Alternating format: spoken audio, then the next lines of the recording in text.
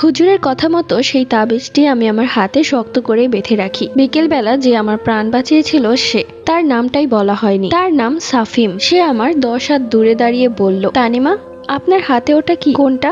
নাটক করছেন কেন?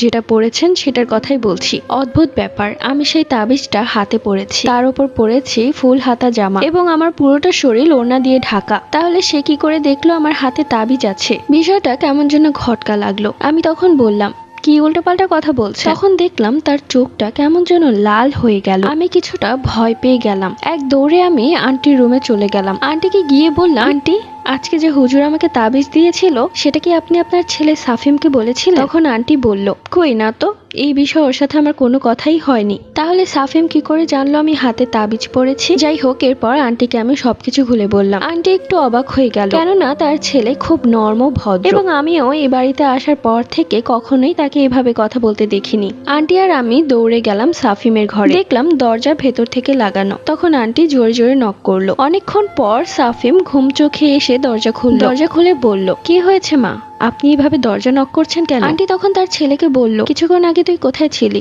তখন সে বলল, কেন, আমি তো আমার ঘরে ঘুমাচ্ছিলাম। আমিও দেখলাম চোখে মুখে ঘুম, মনে হচ্ছে কাঁচা ঘুম ভেঙে গেছে। তখন আন্টি আবারও বলল, তুই কি তানিমার সাথে খারাপ ব্যবহার করেছিস? তখন সে বলল, পাগল হয়েছেন, সে আমাদের বাড়ির অতিথি, আমি কেন তার সাথে খারাপ ব্যবহার করব?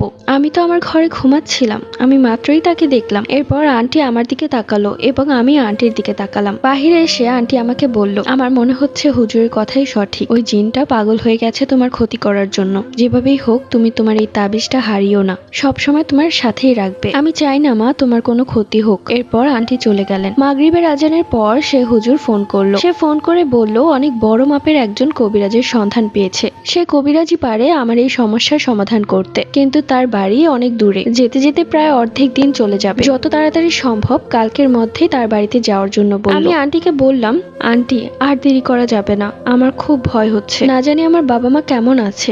রাত্রিবেলা ঘুমিয়ে আছি, মনে হচ্ছে ঘরের ভেতর কেউ হাঁটাহাঁটি করছে। মনের মধ্যে কেমন যেন ভয় করছে। এই বাড়িতে পুরুষ মানুষ বলতে শুধু সাফিম, তাহলে কি ও এইভাবে হাঁটাহাঁটি করছে? আমি একটা অবিবাহিত মেয়ে, মনের মধ্যে খুব ভয় করছে, ও যদি আমার কোনো ক্ষতি করে। কিন্তু দেখে তো ভদ্রই মনে হয়। হঠাৎ করে রান্নাঘরে কিছু একটা পড়ে ভেঙে যাওয়ার শব্দে আমি উঠে বসলাম। আমার পাশেই আন্টি ঘুমাচ্ছিল। মনে মনে ভাবলাম, কি হলো ওটা? তাই আমি উঠে এক পা দু পা করে রান্নাঘরের দিকে যাচ্ছি। পুরো ঘর অন্ধকার। রান্নাঘরে গিয়ে দেখলাম সেখানে কিছুই নেই, যা যা যেভাবে ছিল সব ঠিকই আছে। তাহলে কাঁচ ভাঙার শব্দটা কোথা থেকে আসলো? মনের মধ্যে কেমন যেন একটা ভয় ঢুকে গেছে। তাই ভাবলাম রুমে চলে যাই। যেই না রুমে যাব তখনই দেখলাম কালো লম্বা কিছু একটা রুমের সামনে দাঁড়িয়ে আছে।